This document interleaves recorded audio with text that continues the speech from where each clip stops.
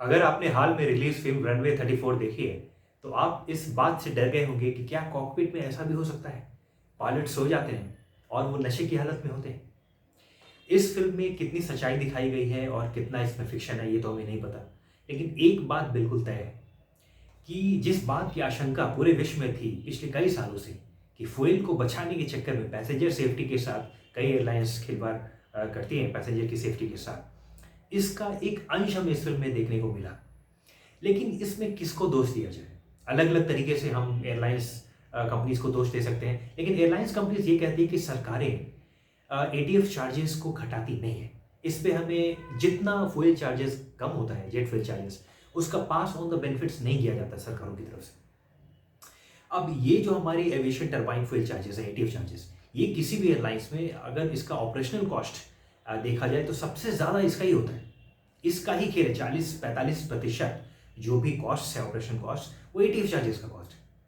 तो अगर ये इसमें सरकारें कोऑपरेट नहीं करेगी एयरलाइंस कंपनीज को, तो वो अलग अलग तरीके से ये दिखेगा। ये फ्यूल बचाने के चक्कर में ये मारामारी और फिर इमरजेंसी लैंडिंग्स, जैसा उस फिल्म में भी दिखाया गया है, तो ये इमरजेंसी लैंडिंग्स हमें देखने को मिलेगी। और आए दिनों हम ये देख रहे हैं कि इमरजेंसी लैंडिंग्स बढ़ती जा रही है। अभी पिछले कुछ दिन पहले दिल्ली से एक दुबई हमारा विमान जा रहा था, वो कराची में उसने इमरजेंसी लैंडिंग की। तो हो सकता है कुछ और तकनीक खामियां रही हो, लेकिन एक बात तो तय है कि अधिक से अधिक इमरजेंसी लैंडिंग्स आजकल होने लगी है, जिसकी आशंका पिछले कई सालों से थी। मैंने 10-12 साल पहले एक अमेरिकी एक पब्लिकेशन के एक न्यूज़ को मैंने पढ़ा था कि ऑलमोस्ट एवरी एयरलाइंस, उसमें ये बात लिखी गई थी कि आने वाले समय में ये स्थिति और ख़राब होगी और सभी एयरलाइंस ऐसा कर रही है पूरी दुनिया में कि फ्यूल को बचाने के चक्कर में they are flying with minimum fuels, और उसमें पैसेंजर सेफ्टी उसमें स्टेक पे आ जाती है। तो ये एक बात तो ये बिल्कुल सही साबित हुई है कि पिछले कुछ सालों में इमरजेंसी लैंडिंग से हमारी बढ़ी है, लेकिन वो क्या फ्यूल का उसमें एंगल है या कोई टेक्निकल एंगल है, यह भी नहीं पता। बहरहाल, एक ये ऐसा मुद्दा है जिसमें सरकारें साथ दे सकती है और इससे एक ऑप्टिमिज्म आएगी इस इंडस्ट्री में, क्योंकि पिछले महीने और सरकारें अपने अपने तरीके से कोशिश कर भी रही हैं। पिछले महीने अगर आप देखें जुलाई में, तो जो फॉरेन की फ्लाइट्स हैं उसको 11% एक्साइज ड्यूटी कम किया है। ये एक स्वागत योग्य कदम है। वही अब यहाँ की भी फ्लाइट्स को करने की जरूरत है। देखिए, क्योंकि एयरलाइंस कंपनीज ये कहती हैं कि हमारे अब खर्चे देखिए, अब हमारे जो मेंटेनेंस चार्जेस हैं, एयरक्राफ्ट लैंडिंग चार्जेस हैं, ये सब इतने ज़्यादा है, पायलट्स की यहाँ पे शॉर्टेज है, इसलिए पायलट्स हम बाहर से हम आते हैं, उस पर कितना खर्चा है, बाकी तमाम तरीके के यहाँ पे खर्चे हैं। और उसके बाद अगर ये फ्यूल चार्जेस इतने जब फ्यूल चार्जेस बाहर बढ़ते हैं तो यहाँ पे सरकारें बढ़ा देती है प्राइस, लेकिन जब फ्यूल चार्जेस कम होते हैं तो उस अनुपात में पास ऑन द बेनिफिट्स नहीं दिया जाता है। ये इस बात को लेकर नाराजगी है एयरलाइंस की, और मुझे लगता है कि इस पे सरकारों को एक बार कॉन्फिडेंस भी लेना चाहिए, क्योंकि नियत तो ये सरकार कह रही है कि हम कुछ साल पहले जो अशोक गजपति राजू जी का स्टेटमेंट आया था, we are against any any any restrictive practice, उन्होंने एग्जैक्टली यही कहा था। और एक एक जो अच्छा जो संकेत हुआ है, जो शायद 2000 अभी कुछ साल पहले जो जो 520 रूल थी हमारी, जो बिल्कुल ही एक आज के समय में निराधार बात थी, उसको 0-20 करने की जो जो जो बात हुई, तो वो एक सही बात हुई, क्योंकि आज के समय में आप 5 साल वर्क एक्सपीरियंस मांगेंगे, ये बहुत ही ऑब्सोलेट बात है। शायद जिस वक्त लगाई गई हो उस वक्त के हिसाब से ये सोच होगी अपनी, लेकिन आज के समय में 520 रूल का कोई मतलब नहीं था 5। लेकिन अब इसमें कैच ये है कि कुछ एयरलाइंस कंपनीज ये भी कह रही है कि आप 20 फ्लीट्स करने के लिए आपको कम से कम 3 साल तो लगेंगे। तो न्यू जो कंपनीज हैं उसके लिए फिर ये चैलेंज उतना ही है। ये एक डिस्करेजिंग एक पॉइंट है, क्योंकि ये 0-20 पूरी तरीके से हुआ नहीं, ये कम आज 520 था, कल आज 320 है। बहरहाल, ये अपने अपने तरीके से सभी एयरलाइंस कंपनी ये जानते हुए भी कि लॉस मेकिंग सेक्टर है, केवल इंडिया में नहीं पूरे विश्व में airlines industry loss making industries ही है। रिचर्ड ब्रांसन का एक बहुत ही एक प्रसिद्ध एक स्टेटमेंट है, उन्होंने कहा है कि how to become a millionaire. वो कहते हैं कि start off as a billionaire and get into airlines business. तो एयरलाइंस इंडस्ट्रीज पे ऐसे जोक्स बनते हैं कि पूरे वर्ल्ड में ये लॉस मेकिंग सेक्टर है, लेकिन हमारी ताकत पैसेंजर डिमांड है। जहां दुनिया में पैसेंजर डिमांड को लेकर वो लोग उनके अपने एप्रीहेंशंस हैं, हमारी पैसेंजर डिमांड बढ़ी है, वाई ऑफ वाई 16-17% बढ़ी है। और हम अपने हिसाब से देख सकते हैं कि हम क्या कर सकते हैं। मुझे लगता है कि केवल 1.5% जीडीपी में एविएशन इंडस्ट्री का कंट्रीब्यूशन बस इतना ही नहीं, बाकी अलग अलग इंडस्ट्रीज को सपोर्ट करती है। एयरलाइंस इंडस्ट्रीज टूरिज्म से लेकर बाकी तमाम इंडस्ट्रीज को सपोर्ट करती है। 6 से 8 मिलियन जॉब्स लिंक्ड हैं इस एयरलाइंस इंडस्ट्री से। तो इसलिए हम एयरलाइंस इंडस्ट्री में अगर ऑप्टिमिज्म नहीं आने देंगे तो फिर उसका असर अलग अलग तरीके से बाकी जगह पे भी दिखता है। और इसलिए ये एटीएफ चार्जेस को लेकर, जो एविएशन टर्बाइन फ्यूल चार्जेस को लेकर जो भी एक नाराजगी है एयरलाइंस कंपनीज में, इसमें सरकार को थोड़ा साथ देना चाहिए। अभी कुछ कुछ दिन पहले शायद कुछ प्राइसेस कट हुई थी, लेकिन इसमें और भी प्रयास करने की ज़रूरत है। तो ये बात होगी। बाकी कुछ कुछ मुद्दों पर मैं ये समझता हूँ कि सरकारों का जो रवैया रहा है, सभी सरकारों का पूरी तरह से गलत नहीं था। जैसे आरडीजी की बात होती है। अब 520 रूल का पहले कहा जाता था कि वो आरडीजी से उसका कनेक्शन था। आरडीजी मतलब रूट डिस्पर्सल गाइडलाइंस, अगर इससे हम पूरी तरह से स्क्रैप कर देंगे तो मैं नहीं समझता हूँ कि ये एक अच्छा मूव होगा, क्योंकि फिर एयरलाइंस कंपनीज मनमानी करेंगी। फिर जो भी हमारी एयरलाइंस जो फैसिलिटी है केवल बड़े शहर के लिए ही फिर रह जाएगी। अगर हम टीयर 2 टीयर 3 सिटीज़ में अगर हम कनेक्टिविटी नहीं हम उस तरह के स्टेप्स नहीं लेंगे तो एयरलाइंस इंडस्ट्रीज फिर दिल्ली, मुंबई, बेंगलोर बस यहाँ पे ही चलेगा ये। तो इसलिए इस हिसाब से मुझे लगता है पूरी तरीके से आरटीजी को स्क्रैप नहीं करना चाहिए। हाँ, इसमें कुछ संशोधन हो सकते हैं, बट पूरी तरीके से ये आरटीजी को स्क्रैप करने का मुझे नहीं लगता। ये सरकारें जो भी करती आई हैं, ये एक चेक होना चाहिए। और अभी कुछ दिन पहले मैं एक न्यूज़ पढ़ रहा था, उसमें एयर आकाशा जो एक नई फ्लाइट आने वाली है, जो एयरलाइंस कंपनी आने वाली है, राकेश झुनझुनवाला जी की है, तो वो फोकस करने वाली है टीयर 2 सिटीज़ पे। ये बहुत अच्छी बात है और ये बहुत हिम्मत वाली बात है। तो इसलिए आरटीजी मुझे लगता है इसकी आवश्यकता हमें है। अब 520 रूल क्यों ऑब्सोलेट था, उसके बजाय हम ये कर सकते थे कि डीजीसीए को स्टार्टिंग वर्कफ्लो से ही रिगरस चेक रखना चाहिए और वहां से पॉइंट बेस्ड सिस्टम रखना चाहिए। शायद इस पे चर्चा भी हो रही है। तो आज जो आप ये कह रहे हैं ना कि 5 साल का आपको वर्क एक्सपीरियंस चाहिए, हमारी एक सोच ये हुई है कि हम फाइनल स्टेप पे हम वहाँ पे हम रेगुलेशन करना चाहते हैं। जैसे बोर्डिंग गेट पर आप जा रहे हैं, आप वहाँ पे आप बोल रहे हैं कि आपको फ्लाइट में अंदर जाने दिया जाएगा या नहीं। अरे हम लोग पूरी चेक्स के साथ अंदर आए हैं, तो आप बोर्डिंग गेट पे मुझे क्यों रोक रहे हो? मैं वो करने की कोशिश कर रहा हूँ। इस पूरे वर्क फ्लो को शुरुआत से ही सरकार को चाहिए, डीजीसीए को चाहिए कि स्ट्रिक्ट इस पर रिगरस चेक रखे और पॉइंट सिस्टम रखे। और तब जब यहाँ तक, जब बोर्डिंग गेट तक आते हैं आप, तो फिर आपको ये आप तैयार हैं, आपको माना जाए कि आप तैयार हैं। फिर आपको डिस्करेज नहीं किया जाए कि आपको नहीं आपको तो परमिशन चाहिए, अब 5 ईयर्स आपको ऑपरेशनल वर्क एक्सपीरियंस चाहिए।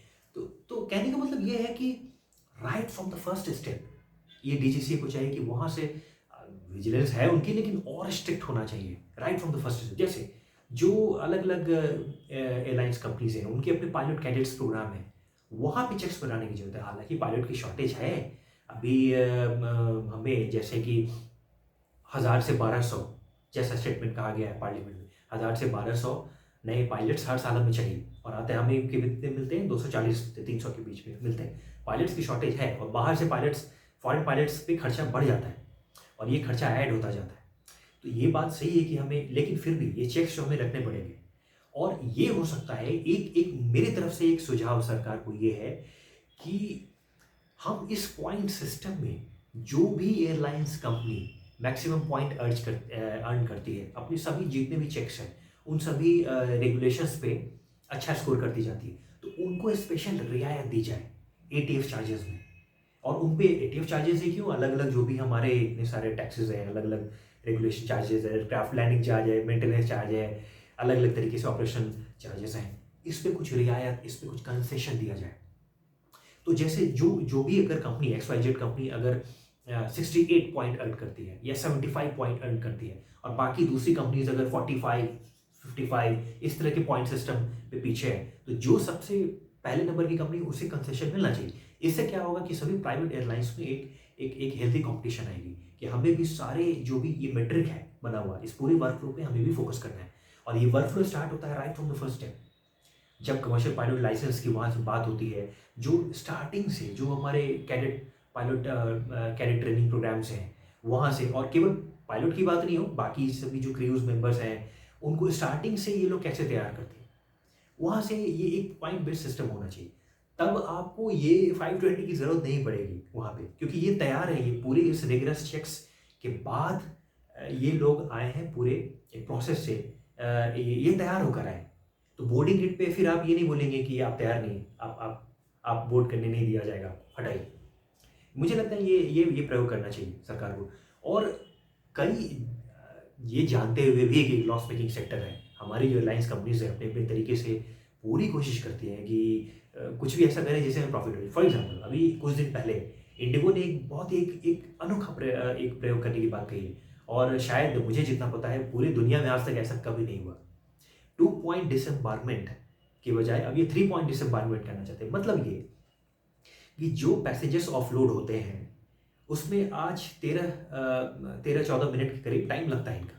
तो अब ये 2 पॉइंट से अगर 3 पॉइंट से यूज़ करेंगे डिसम्बारमेंट, तो उससे इनका 6-7 मिनट बचेगा, जिससे उनका it will give them quick turn around. तो इससे उनका फिर समय बचता है और फिर ये उनको प्रॉफिट ये देता है। तो ये प्रयोग ये बिल्कुल मुझे नहीं लगता कि आज तक किसी भी एयरलाइंस ने पूरी दुनिया में किया होगा।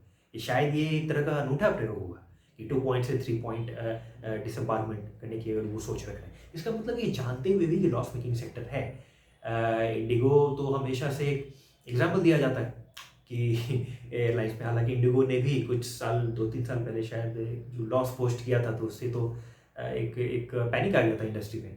तो बहरहाल ये इस तरह की सोच, नई नई सोच लानी, इंडिगो ने अपने अपने तरीके से कई नई नई चीज़ लाई थी, जैसे सीट्स, बल्कि सीट्स के बजाय उन्होंने इस पे ध्यान दिया, अर्ली अराइवल पे ध्यान दिया। फिर ये जो उनके जो क्रेव्स होते हैं वो उनके वेट्स चेक करते हैं वो, ताकि ये जो वेट बचता है उनका, जो वो वेट को वो फ्रेट में लगाते हैं, उससे मोनेटाइज करते हैं। अलग अलग तरीके से सभी कंपनीज कर रही हैं अपने अपने तरीके से ये कोशिश। लेकिन ये हमें, मुझे लगता है कि ये सरकारों को करना चाहिए कि एक एक ये पॉइंट बेस्ड सिस्टम ऐसा हो जिसमें उस सभी रेगुलेटरी चेक्स को पार करते हुए जो भी एयरलाइंस टॉप पे होती है या टॉप टू पे होती है उससे एक्स्ट्रा कंसेशन मिलना चाहिए फ्यूल चार्जेस में। इससे क्या होगा कि दोनों के लिए विन विन है। और सरकारें ये कह सकती है कि हम सबके लिए तो नहीं घटा सकते, हमारी अपनी अपनी मजबूरी है। और एयरलाइंस कंपनी फिर ये नहीं कह पाएंगे कि आप एटीएफ चार्जेस क्यों नहीं घटा रहे, आप चार्जेस से हम दबे हैं बोझ से, आप क्यों नहीं घटा रहे। सरकारें कहेंगी कि इट्स फेयर गेम, आप टॉप पे जाइए पॉइंट सिस्टम में। जैसे आईपीएल में टीम्स खेलती है, जो टॉप टू होती है उन्हें डायरेक्ट वो मिलता है ना 2 चांस फाइनल में जाने का, उस तरीके से आप प्लेऑफ्स में आप जाइए, क्वालिफाई कीजिए। तो ये एक मुझे लगता है अच्छा संकेत होगा। दूसरा, जो एमआरयू सेंटर्स होते हैं, maintenance repair and overhaul centres, ये मुझे लगता है भारत में इसको बढ़ावा देना चाहिए। इससे हमारा बहुत अहम कैपिटल बचेगा। आज हम जो बाहर रिलाई करते हैं, तो ये कैपिटल हम बचा सकते हैं भारत में, अगर हम इस पे हम ज़्यादा से ज़्यादा इस पे हम अगर फोकस करें। इससे एक और चीज़ होगी कि इससे यहाँ रोजगार मिलेगा यहाँ के लोगों को। तो ये हम भी एल सल्वाडोर जैसा, हम सिंगापुर जैसा हम एमआरओ सेंटर्स यहाँ बना सकते हैं। हम हमारे अंदर ये सोच क्यों नहीं आती कि हम बाहर की तरफ क्यों देख रहे हैं इसमें, क्योंकि बाहर इन सभी फैसिलिटीज़ में इंडियन ब्रेन ही लीड करते हैं प्रोजेक्ट्स को। सभी बड़ी से बड़ी जो भी विश्व की संस्था है जिसे हम बहुत औ से देखते हैं, बहुत ही सम्मान के साथ देखते हैं, वहाँ पे इंडियन ब्रेन ही चलाते हैं सारे प्रोजेक्ट्स को। तो ये मुझे लगता है कि अगर हम एमआरओ ये जो हमारे जो फैसिलिटीज़ इंडिया में अगर हम अधिक से अधिक इस पर फोकस करेंगे, डेवलप करेंगे और पूरी तरीके से इंडिया सेंट्रिक करेंगे, इससे हमारा बचता है, कैपिटल भी बचता है, खर्चा बचता है, और इस पे रोजगार भी यहाँ के लोगों को मिलता है। ये एक दूसरी बात होगी। और जो इस रनवे 34 फिल्म में दिखाया गया था कि जो धूम्रपान करते हैं जो भी एक्टर हैं, इस साल वो पूरी तरह से झूठ वो बात नहीं है, क्योंकि इस साल जो अभी तक 42 एयरपोर्ट्स में से करीब जो टेस्टिंग की है डीजीसीए ने, तो उसने पाया है गवर्नमेंट ने कि करीब 62 लोग इसमें वायलेटेड पाए गए, उसमें से 9 पायलट्स हैं और सस्पेंशन हुई है उनकी। और अभी कुछ दिन पहले ही मैंने एक रिपोर्ट पढ़ा था कि एक पायलट को सस्पेंड कर दिया गया, जो उनकी प्री फ्लाइट जो उनकी जो चेक होती है बीए, ब्रेथ एनालिसिस, जो उनकी जो टेस्टिंग होती है उसमें वो पॉजिटिव पाए गए थे अल्कोहल। तो ये पूरी तरह से गलत उस फिल्म में नहीं दिखाया गया है, ऐसा होता है। और इसलिए ये चेक्स बहुत रिगरस करने की ज़रूरत है डीजीसी को, क्योंकि हम केवल लास्ट स्टेप पे, वर्कफ्लो पे अगर हम यहाँ से हम रेगुलेशन करते हैं तो हमें पता नहीं चलेगा कि वो किस तरीके से तैयार हुआ है उनका पूरा सिस्टम। और इसलिए स्टार्टिंग से ही, right from the first step, इस पर रिसर्च होने की ज़रूरत है। और पूरा एक डीजीसी को देखना चाहिए कि फर्स्ट स्टेप से ही कौन सी एयरलाइन कंपनी है जो पूरी तरीके से तैयार है। तो ये एक बात हो गई। और दूसरी बात, एक साइबर सिक्योरिटी को लेकर एक बहुत ही एक अहम मुद्दा है, क्योंकि हैकर्स जो होते हैं उनके पास इंटेलिजेंस होता है और कोई इथिक्स वैल्यू सिस्टम उनकी नहीं है, वो एक खुराफात में उनका ब्रेन लगता है।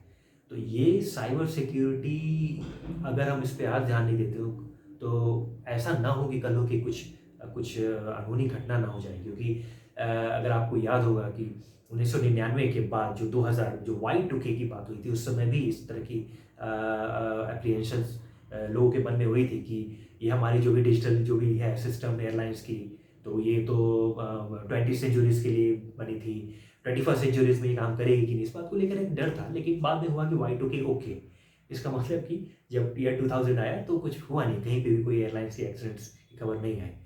तो ये मैं कह रहा हूँ कि ये आज हमारा सब कुछ तंत्र जो भी है वो डिजिटल है, वो साइबर स्पेस पे है। इसलिए अगर हैकर्स इस पे अगर सेंध लगा सकते हैं, जो कि आप अंडरस्टिमेट नहीं कर सकते, अगर आपको लग रहा है नहीं नहीं हमारे प्रोटोकॉल सब रॉबस्ट हैं, ऐसा नहीं है। हैकर्स हमेशा 10 कदम आगे होते हैं और इससे बहुत चीज़ें लिंक्ड हैं। इसलिए इसको इसको हल्के में नहीं लेने की ज़रूरत है। इस पे साइबर सिक्योरिटी पे स्पेशल R&D हमारे सेंटर्स होने चाहिए। हमेशा हम उनसे 10 कदम आगे रहे और ये कंटिन्यूस प्रोसेस होगा, क्योंकि ये हैकर्स ये हमेशा इनका दिमाग चलता रहता है। तो ये और आने वाले समय में अधिक से अधिक जो भी आपको वॉरफेयर्स दिखेंगे, ये कोई ये गन फाइटिंग में आपको नहीं दिखेगा, आपको साइबर स्पेस में ही दिखेगा। इसलिए ये अलग अलग तरीके से मिसयूज हो सकता है, इसलिए इस पे स्पेशल सरकारों को ध्यान नज़र रखना पड़ेगा। क्योंकि सारे प्रोटोकॉल्स हमारे ATC से लेकर जितने भी हमारे रूल्स प्रोटोकॉल्स हैं सब डिजिटल साइबर स्पेस पे हैं। तो ये कभी कुछ अनहोनी घटना ना हो जाए, इस पर ध्यान रखना पड़ेगा। तो मेरी समझ से 3 चीज़ें, एक साइबर सिक्योरिटी की जो बात मैंने आपको कही, दूसरी जो MRO सेंटर्स वो इंडिया में होने चाहिए, और जो जो तीसरी बात मैंने कही कि ATF चार्जेस अगर सरकारें कम नहीं कर सकती है तो एक ऐसा एक पॉइंट सिस्टम लाए जिससे एक एक एक एक पर्क्स की तरह, अगर उस पॉइंट सिस्टम में जो सबसे टॉप पे है या टॉप 2 पे है, जैसे IPL में होता है कि टॉप 2 टीम्स को टॉप 4 प्लेऑफ्स है और टॉप 2 को टीम्स को 2 चांस, उस तरीके से हम कर सकते हैं, उनको रियायत दी जाए स्पेशल। तो ये मोटिवेशन भी देगा ये सभी एयरलाइंस कंपनीज को कि आप अपनी सब कुछ ठीक रखें। आपकी अगर एयरलाइंस की कोई भी क्रू, आप BAA टेस्ट जो होती है उसमें कोई फेल नहीं पाए जाते हैं, आपकी कहीं पे भी इस तरह की अनहोनी घटना नहीं होती, इमरजेंसी लैंडिंग नहीं होती आपके कोई भी जो भी पायलट्स हैं वो किसी और तरीके का वायलेशन नहीं करते हैं, और आपकी जो ट्रेनिंग प्रोग्राम्स हैं स्टार्टिंग स्टेज में वो रॉबस्ट है। तो इस तरीके के सभी पैरामीटर्स पे आप चेक करते हैं, आपके पॉइंट्स ज़्यादा हैं तो आपको इस पर कंसेशन मिलेगा। अगर इस तरीके का हम कुछ कर पाए तो मुझे लगता है कि ये सही मायने में शायद ये गेम चेंजर हो सकता है, और इस पे सोचना चाहिए सरकारों को। लेकिन RDG को स्क्रैप करने के पर्सनली मैं फेवर में नहीं, हो सकता है कि मैं गलत हूँ, लेकिन मुझे लगता है कि उतना होना चाहिए। नहीं तो फिर उड़ान की जो बात है, उड़ा देश का आम नागरिक, फिर वो नहीं हो पाएगा। अगर आप खिलवाड़ करने देंगे अब एयरलाइंस कंपनीज को, तो सभी कोई नहीं चाहेगा, Tier 2 Tier 3 में सब कोई प्रॉफिट चाहता है, तो वो नहीं हो पाएगा। और अभी जो कुछ दिन पहले देवघर इंटरनेशनल एयरपोर्ट के उद्घाटन में जो हमारे सिविल एविएशन मिनिस्टर साहब ने बहुत अच्छी बात कही कि प्रधानमंत्री चाहते हैं कि हवाई चप्पल पहनने वाला हवाई जहाज में उड़े, तो ये तभी हो पाएगा जब हम इतना चेक बना कर रखेंगे एयरलाइंस कंपनीज पे। तो ये पूरी तरीके से RDG को स्क्रैप करना, पर्सनली मैं उसके फेवर में नहीं हूँ, हालांकि मैं इसका जानकार नहीं हूँ। ये हो सकता है कि इस पर कंपनी इस पर भी अपनी अपनी प्रतिक्रिया रखती है कि इसे हटा देना चाहिए, बट ये अपनी अपनी सोच हो सकती है। लेकिन अगर मैं इस सिस्टम को, इस तंत्र को मैं देखता हूँ तो मुझे लगता है कि लॉस मेकिंग सेक्टर है, लेकिन इससे बाकी कई सेक्टर्स जुड़े हैं। 1.5% हमारे GDP में कंट्रीब्यूशन है इसका, और बाकी 8 मिलियन जॉब्स जुड़े हैं। तो इस हिसाब से इस इंडस्ट्री को डिस्करेज नहीं करना चाहिए और इसमें एक ऑप्टिमिज्म आनी चाहिए, और उसके लिए सरकारें क्या कर सकती हैं। तो ये जो सुझाव मैं दे रहा हूँ, ये पॉइंट बेस्ड सिस्टम से ऐसा हो कि जो सबसे अच्छा परफॉर्मेंस करे उन कंपनीज को कम से कम ATF चार्जेस दें, क्योंकि ये 40 to 45% ऑपरेशनल कॉस्ट इसी से आता है, यही है, इसकी वजह से ही प्राइसेस बढ़ते हैं और बाकी सब चीज़ का खेल है इस इंडस्ट्री में। तो उस हिसाब से सरकारों को उस अनुपात में स्पेशल बेनिफिट्स देना चाहिए। ये ATF चार्जेस अगर सरकारें अगर हिम्मत दिखाकर कम कर पाए तो इसमें एक नई ऊर्जा आएगी इस सेक्टर में, और ये मुझे लगता है कि एक एक बहुत अहम बिंदु है। बहरहाल लेट्स सी, क्योंकि आने वाला समय जो पैसेंजर डिमांड तो हमारे यहाँ है, अनलाइक अदर कंट्रीज़, ये हमारे फेवर में चीज़ है, क्योंकि हमारा 15-16% वाई बढ़ा है पैसेंजर डिमांड।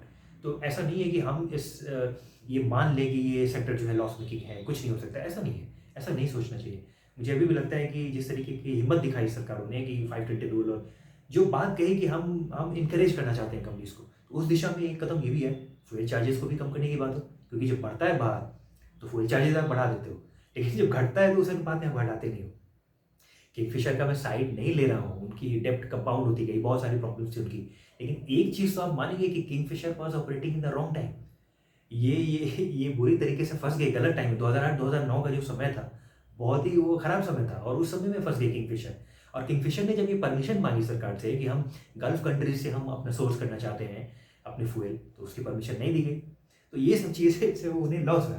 तो खैर, ये मुझे लगता है कि फ्यूल चार्जेस को लेकर सरकारों को, एयरलाइंस इंडस्ट्रीज को कॉन्फिडेंस में लेना चाहिए, जिससे ये जो फिल्म हमने रनवे 34 में ही देखा है, इस तरह की हमें फिल्में देखने को ना मिले, क्योंकि इस तरह के इमरजेंसी लैंडिंग्स के बहुत सारे केसेस आते हैं। आई जस्ट होप कि इमरजेंसी लैंडिंग्स के न्यूज़ हमें कम से कम देखने को मिले, और let's hope for the best.